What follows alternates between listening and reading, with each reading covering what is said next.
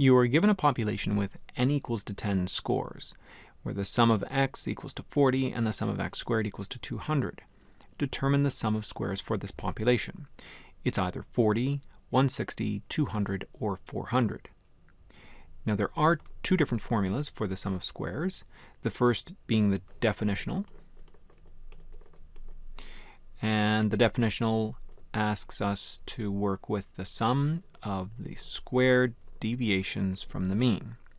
The other formula, the computational formula, requires that we have the sum of x squared, which we do, and the sum of x, again, we have that. We have to square that and divide by n, which we also have. So you can see here that it's the computational formula that we're going to need to use. So we don't have individual scores, we don't know the individual values of x, so we could never make a list of all of the x scores, like 0, 1, 3, 5, and so on. We couldn't do that.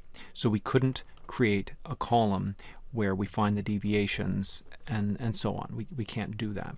Instead, we have to use the computational formula, and all that we need to do is just drop these values in. So for example, there's 200, that's my sum of x squared, and then in brackets I put the sum of x, that's 40.